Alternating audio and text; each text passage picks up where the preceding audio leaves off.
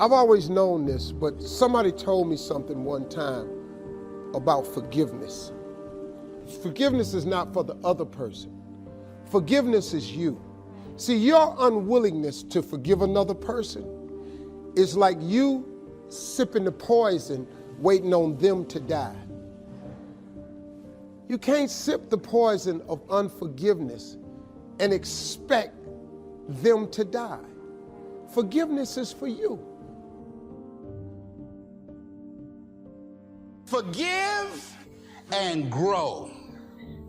I had to let that luggage go. You see, your mind is when you go into a service station to get gas, you don't go in there and just start pumping. When you push the lever up, it clears the previous bill.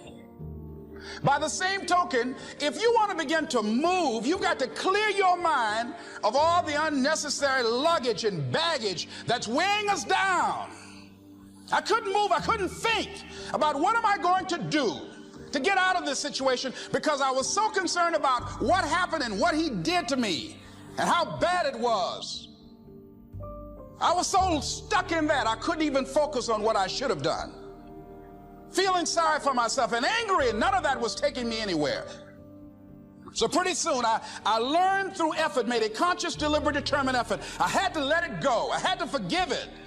Let it go and begin to focus on developing myself. And I say to you, you're going to have people to do things to you. Things are going to happen to you. And the most important thing to do is to harness your will and let it go and move so you can grow, so you can get on with your life. It doesn't matter about what happens to you. What matters is, what are you going to do about it? What are you going to do now, Les? How long are you going to tell everybody? How long are you going to repeat the same thing over and over and over and over and over again? How many times do we have to hear that? Don't go around telling people what your story is. Everybody has a story. 80% don't care and 20% glad it's you.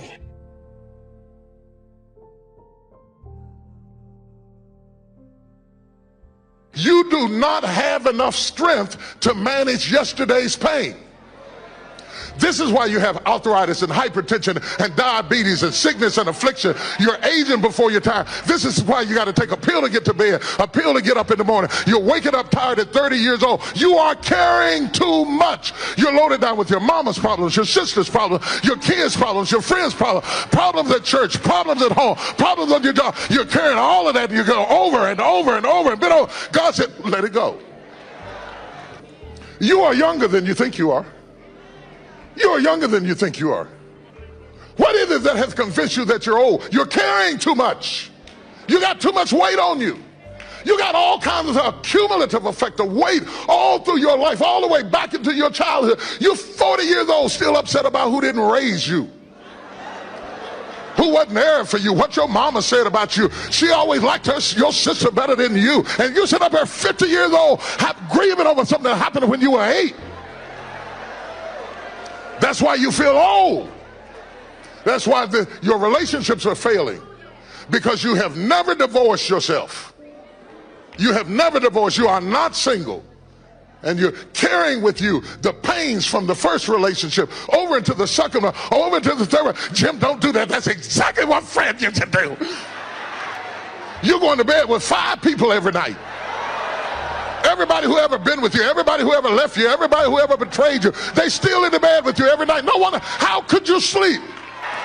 Put them people out of your bed. Put them out of your head. Touch 3 people and say, let it go, let it go. If you let all those people go and what they said and what they did, you'd be younger, you'd be happier, you'd be freer, you'd be loose, you'd be creative, you'd be responsive. It can only happen.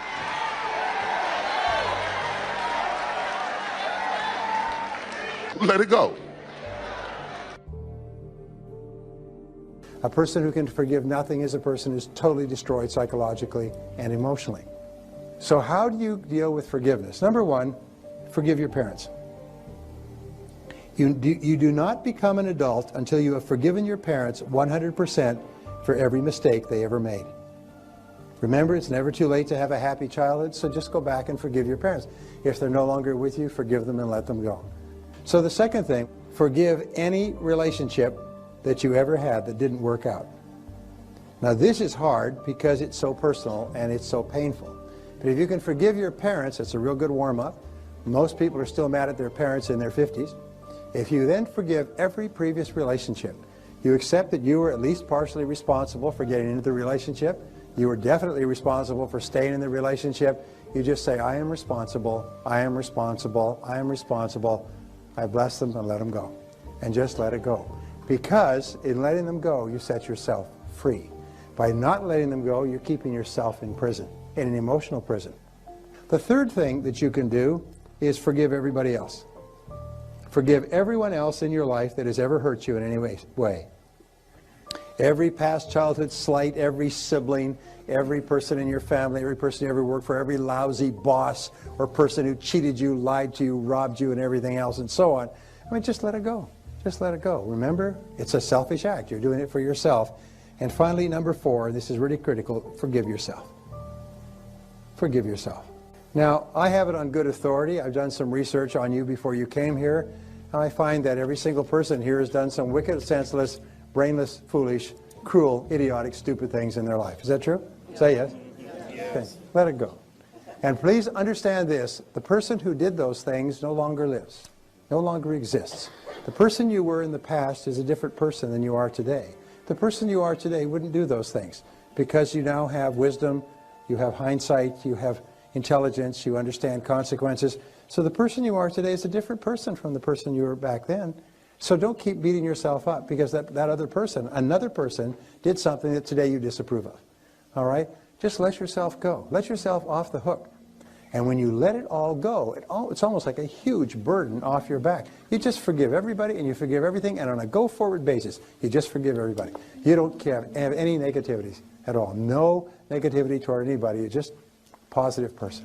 And if you'll do that, if you accept responsibility like yourself and forgive everyone else, you become a truly superior person. Most amazing darn thing.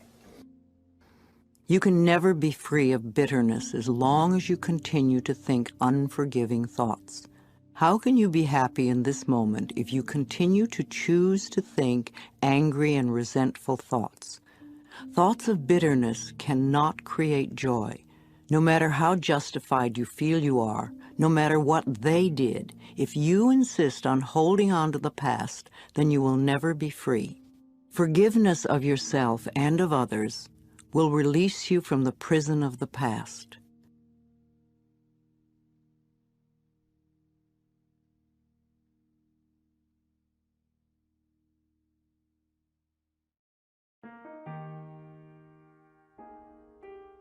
Andrew Carnegie said this. He built the big steel industry back in the 20s here in America. Here was Andrew Carnegie's goal. I'm going to spend the first half of my life earning money. I'm going to spend the last half of my life giving it all away. Isn't that extraordinary? Wouldn't you call that an extraordinary life? And the answer is yes.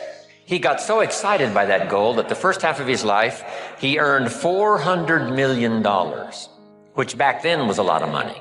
Maybe back then it would total $40 billion, like Bill Gates. So $40 billion he earned the first half of his life. Guess what he did with the last half of his life? He gave it all away. And the big question is, why do that? And the answer is, why not? If you've got the opportunity to live, design and live an extraordinary life, why not do that? So here's what I want this weekend to be for you. Plenty of ideas to take home, chew on, digest, throw some away, refine some, accept some, do some, whatever. That's what this weekend is really for.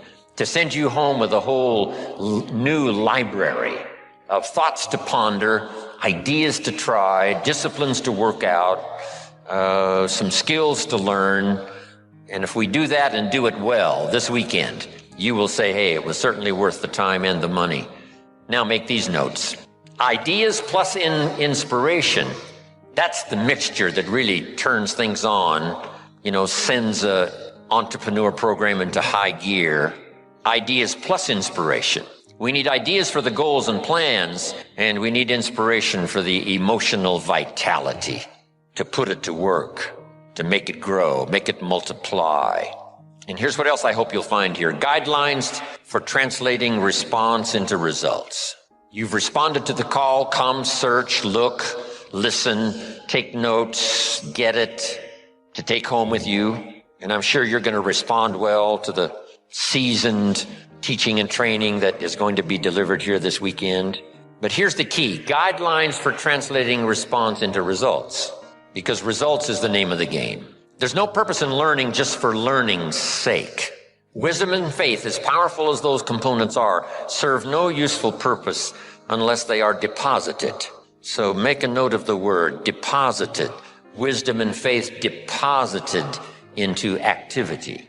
Wisdom and faith put to work now produces a hotel, produces a city, produces an institution of learning, produces a career, produces a relationship, right? Ideas and faith, believing that it's possible, that ideas can work miracles, now put to work. So the big job here is getting it all. And so now make the next note. Next is going home and translating it into high activity, good health activity, a better relationship activity, an entrepreneur program activity, a new burst of speed in your sales career, all of that. That's what I'm really interested in. Because here's what's important to me, is for my name once in a while to appear in someone's testimonial. Make that note. It's one of life's greatest experiences, is when your name appears in somebody's testimonial. Somebody says, here's the person who found me.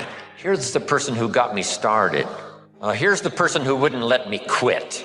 Gave me more reasons for staying than for leaving. Here's the person who believed in me until I could believe in myself. And then they mention your name.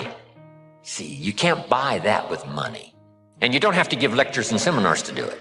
You don't have to have an audience like this for the weekend in order to deliver value to someone's life. What if you had breakfast with a friend at Denny's 4 years ago, and you recommended this book that really meant a lot to you, and you said to your friend, you've got to read this book. I think it'll make a major contribution to your life. And your friend accepted the idea, went and got the book. Now, 4 years later, he's giving his testimonial. His business has flourished. His marriage is safe. Things are going extremely well. And someone says, where did this all begin for you? And he will say, 4 years ago at Denny's coffee shop, I sat with my friend and he insisted that I read this book. I went and got it. And that book led to the next book. That led to the next class. That led to developing skills I never had before. And that led to some more seminars and lectures. And now look at my business, look at my life, it's flourishing. But it all began 4 years ago, Denny's coffee shop, when someone said, you've got to read this book. See, that's a person-to-person seminar. And those are just as valuable as person to 1,000, person to 10,000, right? It doesn't matter the number. If you have a chance to deliver, quote a poem, recommend a book, here's a phrase, like I gave you this one to memorize. I think you'll remember this one maybe for a long, long time. Just something that's really extra meaningful to someone, whether it's at breakfast or wherever it is, whether it's for a child or whether it's for an adult, a friend, a business associate. If you'll keep up that process, I promise you, your name will continually appear in people's testimonials. When God made you, He threw away the mold. He stepped back and said, that was good, another masterpiece. He put His DNA in you. Who said you don't look good? Who said you're not talented enough? Who said you needed to be taller, more creative, have a better personality? Don't believe those lies. Quit comparing, quit competing, and run your race. When our children were small, most of my siblings homeschooled their children. And I asked my sister Lisa about it. She said, when you send them off to school, that's 8 hours a day that they're being influenced by someone else. I thought, that's 8 hours that I get a break. But we felt this pressure to be like them. And sometimes we do things with the wrong motives. I'm going to homeschool my children so you won't look down on me. I'm going to try to prove that I'm a good parent too. You have to follow your own heart. When you compare with others, you'll start competing. The problem is you're not running their race. The grace on their life is going to be different than the grace on your life. It's not a one-size-fits-all. If you think you have to do what they're doing or you're going to look less than, you have to prove that you're just as strong, just as committed, just as talented, then you're going to get distracted from your destiny. We put our children in school, and for the first 4 or 5 years, they did great. Eventually, when we started traveling a lot, we did homeschool them. The point is, run your race. You have nothing to prove. You don't have to prove to God that you're worthy. He's already made you worthy. You don't have to prove that you deserve His goodness. He knew every mistake you would make, every fault, every weakness, and He's already accepted and approved you. Quit trying to win over His approval, thinking if you read your Bible enough, pray enough, quote enough scripture, serve enough, give enough, rest in who He made you to be.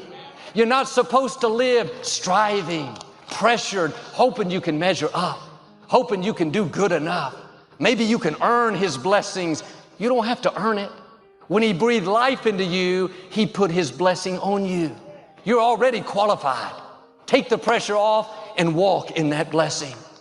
We weren't created to live in this proving mode, trying to impress others, outperform your coworker, not feeling good about yourself unless you're achieving, impressing, outperforming. Living to impress people will keep you from your destiny. That's time and energy that you need for your dreams and for your goals. You may impress people. You may win their approval. They compliment you. Man, you look great today. You sure are successful. Praise from people just feeds our ego. We should live to impress God. He controls the universe. Promotion is not going to come from that person you impress.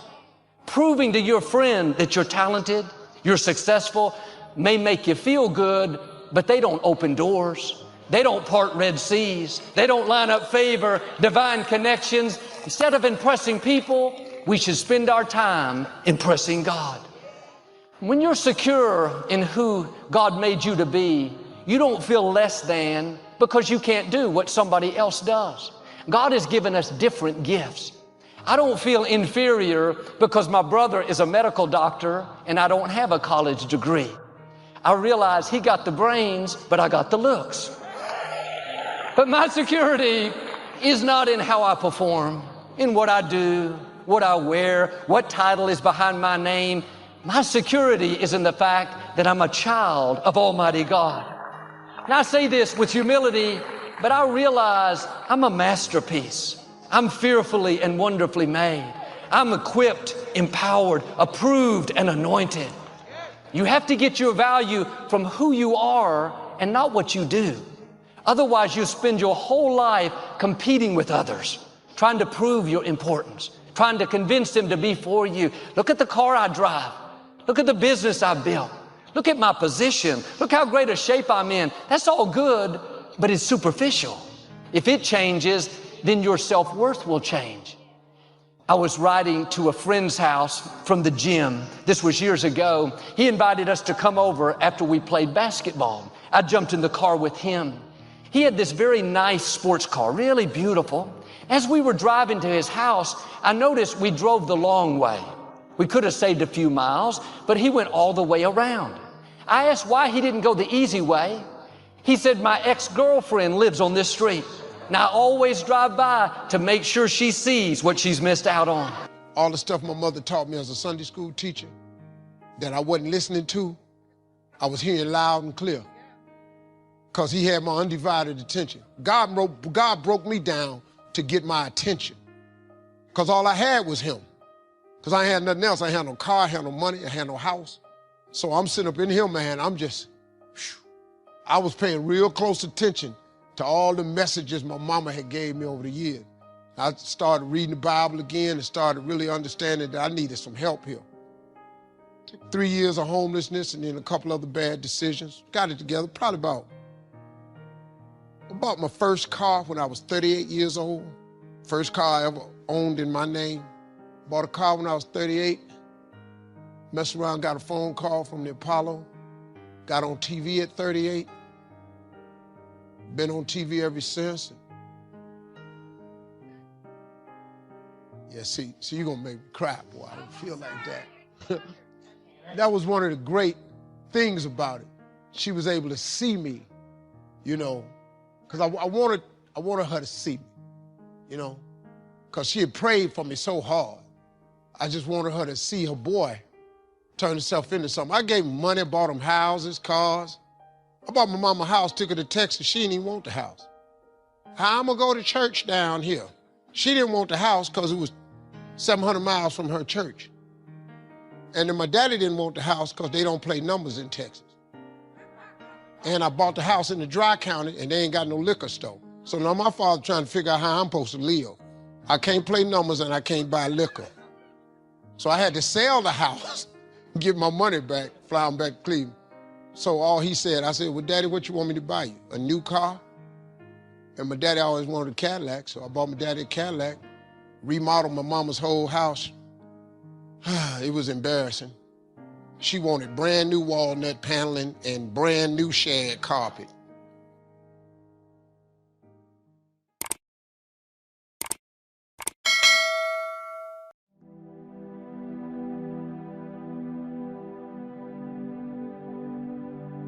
I would encourage all of you, especially if you're going through a rough time right now, every time you hear one of those I can't thoughts, you open your mouth and say out loud, if you're in a place where you can, I am stronger than I think I am, and I can do whatever I need to do. When you feel like I can't take anymore, another good thing to say is, I will not have more than what I can deal with. Yet at some point you got to define who you are.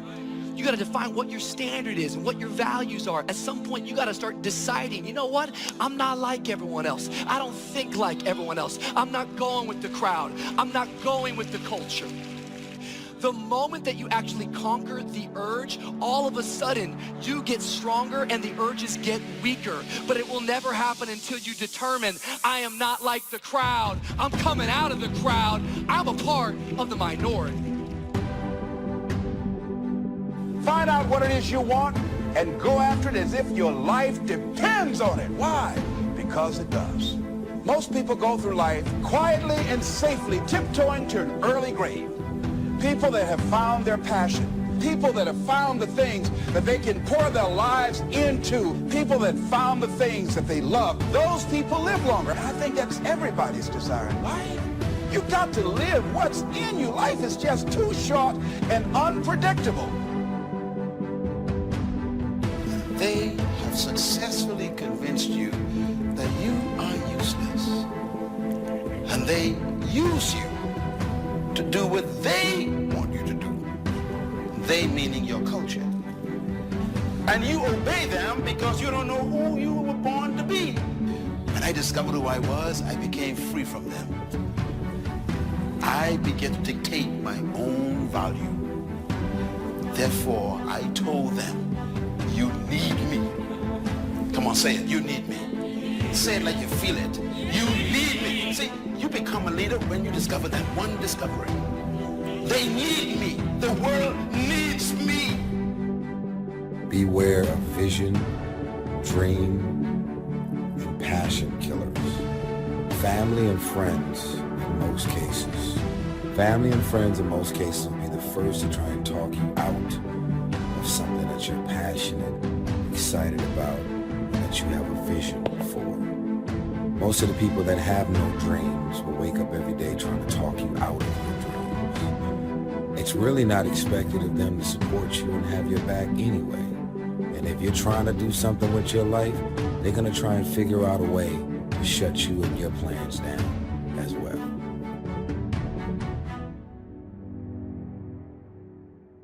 Self-confidence is an internal game. You do not need external accolades, external admiration.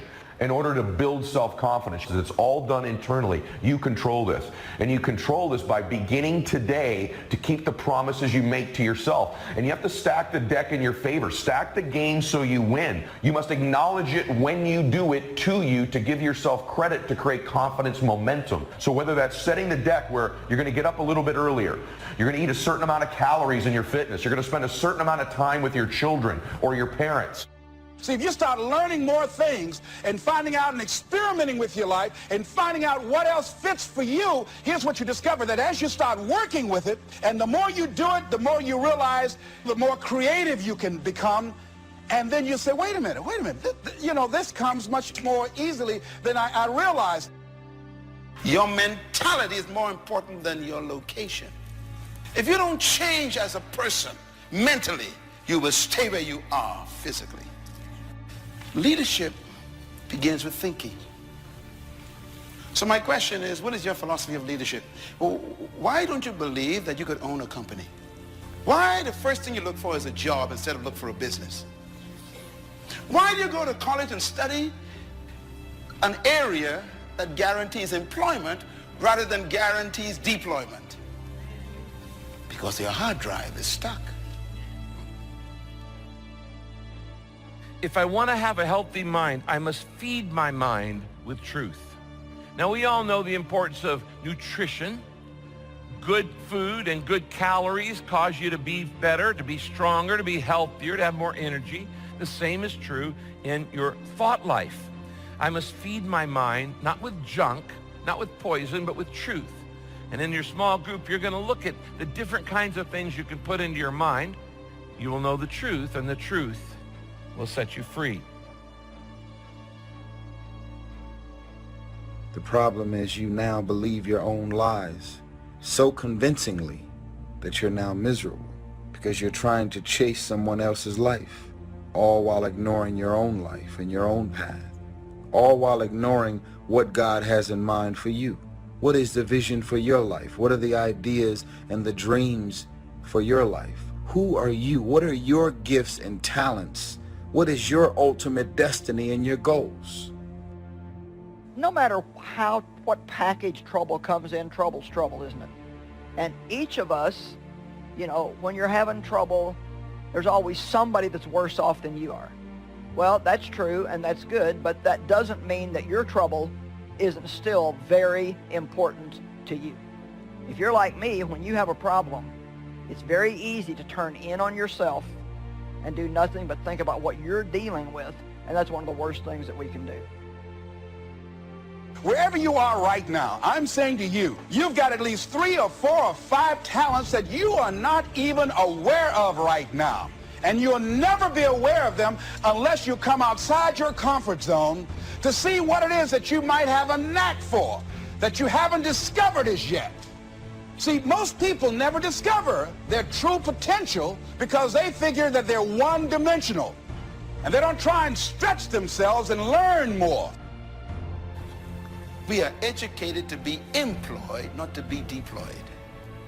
Seeds deploy themselves and become trees. Fish deploy themselves and they swim. Birds deploy themselves and they fly. We are the only creatures God created who don't deploy ourselves, because our culture doesn't allow it. You got to get free from the culture and discuss yourself with yourself and say to yourself, self, am I who I really am? See, whatever you decide to do, look at it and find out what is it that I have that I could bring to the table. Where is the opening for you? There's room for you out here in the arena called life. There's room for you to come out and live your dream. Don't allow but to keep you in the corner or keep you up in the bleachers looking at life, being a spectator, not being a participant, making a difference in life. All of us showed up to give something, and that nobody's going to give that service that you have to give. No one's going to produce your product. No one's going to write your book. You are not your accomplishments. You are not your possessions. You are you. You are perfect. You are beautiful. You were born to do something great with your life. And this is the social media insidious influence it has in our lives. People think, I don't feel good about myself. I've got this self-doubt. The gateway to me feeling more self-confidence is if I could possess more things. Yes, having nice things will make you feel better about yourself. Yes, accomplishing things certainly is a reinforcement for self-confidence, but it's not the pathway to getting it. Running the race of life is not about beating people. It's about releasing yourself. That's why great leaders never compete with anyone. They try to see how much of themselves they can release tomorrow. It's leadership. I will never compete with you. I'm too original. Now, habit becomes your servant, not your master, once you understand self-discipline. See, on uphill climbing, everything worthwhile is uphill. Can I tell you on downhill slide, nothing worthwhile. There's nothing worthwhile. If you're going uphill, you get wins, you get losses downhill. If you're uphill, you're preparing. If you're going downhill, you're repairing. I know people every day, they just repair. They just are fixing yesterday every day.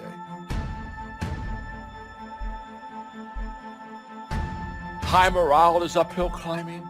Low morale is in downhill sliding. All of this uphill climbing can be described in the phrase self-discipline. It takes a highly self-disciplined person to uphill climb. You continue to forsake your purity and you give it away time and time again. And when people ask you, why are you lowering your standards? Why are you doing that? The best answer you got is because everyone else is. And you're sitting here and you're so afraid to be alone and single that you're tolerating this toxic relationship and you're convincing yourself that it's all going to be right. Let me just be honest with you. If you have to convince yourself it's right before marriage, you're going to have to brainwash and lie to yourself after marriage. And you begin to do these things you say you're going to do. You say simple things like, I'm going to lay out my clothes the night before I go to bed every night, before I go to sleep, so when I wake up, that decision's made for me. And believe it or not, the fact that you just do something that simple that you then deliver on begins to build confidence. You say, I'm going to stretch in the morning when I get up, and you do it. All of a sudden, when you just begin to do the things you tell yourself you're going to do, you begin to build self-confidence, which is this reputation with yourself. Self-discipline is the bridge between good intentions and good actions. Good intentions is on one side of the water, and good actions is on the other side.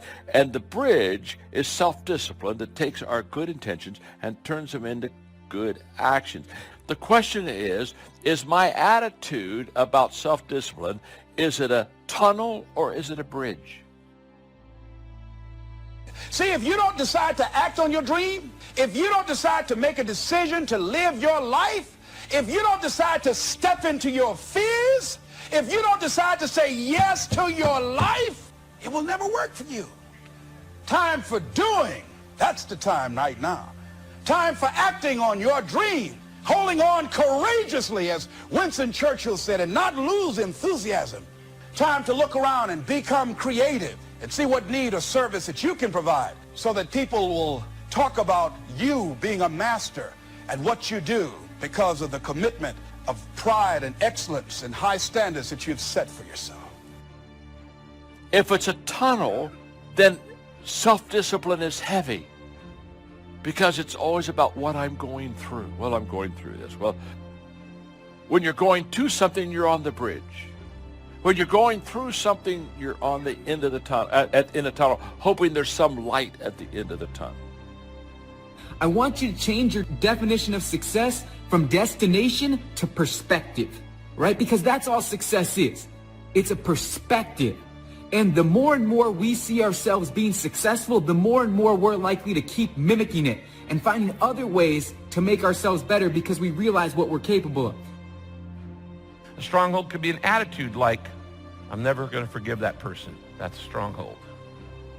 I will never amount to anything. That's a stronghold. If something bad's going to happen, it's going to happen to me. That's a stronghold. It's a lie that you are believing. If you're going to learn to be mentally healthy, you've got to learn how to demolish strongholds in your life. Take advice, but not orders. Take information, but don't let somebody, order your life. Make sure what you do is the product of your own conclusion. Excellent note to make. Make sure what you do is the product of your own conclusion. Not to do what someone else says. Take what someone else says, process it, think about it, ponder it. If it makes you wonder, if it makes you think, then it's valuable. Then when you go take action, make sure that the action is not what somebody told you to do. Make sure the action is the product of your own conclusion. If you'll follow just a little bit of those simple guidelines, telling you the learning process can be speedy, swift, powerful. Your learning curve can go up, and then applying it to your business, your life, your family, conversations, equities of all kinds. You'll find some progress like I did that first 5 years when I met a teacher willing to share with me, turn my life around. Progress I couldn't believe happened for me. Okay. Philosophy, as I taught the last time I was here, philosophy, in my personal opinion, is the major determining factor in how your life works out. Philosophy, the major determining factor in how your life works out. Philosophy. To form our philosophy, you got to think. You got to use your mind. You got to process ideas. And this whole process over a lifetime, starting way back here when we were children, schools that we've attended, our parents, our experiences, all this stuff that we've processed by the thinking process helps to develop our philosophy. And in my opinion, each person's personal philosophy is the major factor in how your life works out. Here's what I called it in that last presentation when I was here. It's called the set of the sail. Each person's personal philosophy is like the set of the sail. Now, I used to think it was circumstances that ordered my life. If someone would have asked me at age 25, Mr. Rohn, how come you're not doing well? Pennies in your pocket, creditors calling, nothing in the bank, behind on your promises to your family, you live in America, 25 years old, got a beautiful family, every reason to do well, and things are not going that well for you. What is wrong here? It would not have occurred to me to blame my philosophy. I mean, it would not have occurred to me. Saying, well, I got this lousy philosophy, and that's how come I got pennies in my pocket and nothing in the bank, and things aren't working well. That would not have occurred to me.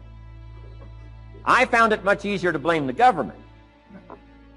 Much easier to blame the tax problem. I used to say taxes are too high. Top tax rate when I first started paying taxes, 91%. Back then, when your income reached a certain level, all your income over that, 91%. So I used to say that's too high. Now the top tax rate's about 33%. But people are still saying what? Taxes are too. See, but you can't use that anymore. If it's gone from 91 to 33, how could it be too high? Come on. I threw all that old excuse stuff away. Some people found it, though, and they're using it these days. My old list. I used to blame the traffic, the weather, used to blame circumstances, right? People say I'm too tall, I'm too short, I'm too old. I was raised in obscurity, raised on a farm, parents of modest means, all the stuff. If you were to ask me, how come you find yourself here, Mr. Rohn, age 25, living in America, land of abundance and opportunity, pennies, zero in the bank, not doing well, creditors calling, it would not have occurred to me to blame my philosophy. I found it easier to blame the company policy. I used to say, if this is all they pay, how do they expect you to do well? So I figured that, my future was going to be tied to what everybody else was arranging, the economy and, right, interest rates. I used to say things cost too much. That was my whole explanation, not my philosophy, until my teacher taught me better that this is where the problem was, my own personal philosophy. Here's what's exciting about each person's personal philosophy. That's what makes us different than dogs and animals and birds and cats and spiders and alligators. That's what makes us different than all other life forms. The ability to think, the ability to use your mind, the ability to process ideas, and not just operate by instinct. In the winter, I'm telling you, the goose can only fly south. What if south doesn't look too good? Tough luck. It can only fly south. But see, human beings are not like a goose, can only fly south. I mean, you can turn around, go north, you can go east, you can go west, you can order the entire process of your own life. And we do that by the way we think. We do that by exercising our mind. We do that by processing ideas and come up with a better philosophy, a better strategy for our life, goals for the future, okay? Plans to achieve those goals. All this comes from developing our philosophy. Philosophy helps us to process what's available. Well, when we get here, we got seed, and we got soil, and we got some rain, and we've got some what? Sunshine, and we've got some seasons, and what? The miracle of life. Now, the key is, what do you do with all this stuff? How do you turn all this stuff that's available here into equity and promise and lifestyle and dreams and future possibilities?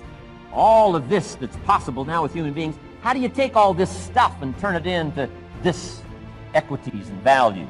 Well, it starts with philosophy. What is the seed? What is the soil? What is the sunshine? What is the rain? Is it possible to take some of each of all the stuff that's available and turn it into food and turn it into value and turn it into nourishment, turn it into something spectacular and unique that no other life form can do? And the answer is yes. But you cannot deal with all this stuff and what to do with it unless you start refining your philosophy. Think, use your mind, come up with ideas, and strengthen your philosophy. So the seed and the soil and the rain and the sunshine, this is called, the economy and the banks and the money and the schools and everything that's available out there, processing information, what to do with all that, and turn it into equity and value. That is the major challenge of life, my personal opinion. So each person's personal philosophy now is going to determine what you're going to do with seed and soil, and sunshine, and rain, miracle, the change of season. That's it. My personal opinion. Each person's personal philosophy is like the set of the sail. That's what this seminar is for today. Help you to trim a better sail. You don't need a better economy. You don't need better seed and soil. In fact, when it comes to seed and soil and rain and sunshine and seasons and the miracle of life, that's all you got. Now, what if you blame this stuff? Then you're blaming all you got. Guess what I had to do at age 25 in order to change my own future? I had to change my mind. I had to change my thinking. I had to change my philosophy. I was messed up on what was causing my problem. And once I got that straightened out, that all the stuff I blamed, the government and taxes and the marketplace and the economy and things cost too much, negative relatives, cynical neighbors, once I got rid of that and started going for where the real problem was, which was me, I'm telling you, my life exploded into change. My bank account changed immediately. My income changed immediately. My whole life took on a whole new look and color immediately. And the early results I got from making these philosophical changes tasted so good, I've never stopped the process from that day. And I'm telling you, with a little consideration of the refinement of your sail, by setting a better sail, refining your philosophy, your whole life can start to change from today on. You don't have to wait till tomorrow. You don't have to wait till next month. You don't have to wait till spring. You don't have to wait till 93. You can start this whole process immediately. I recommend it. Now, some people do so little thinking, they don't even have their sail up. I mean, you can imagine where they're going to wind up at the end of this week, at the end of this month, at the end of this year. Now's the chance to change, process all this information. So number one is philosophy. Okay. And we dealt with all that, where we get ideas, personal experience, from other people's experiences. I don't want to get into all those details because we covered that the last time I was here. But philosophy, that's number one, my personal opinion. Each person's personal philosophy. Here's the definition of success and failure. Just make this note. Here's failure. A few errors in judgment, repeated every day.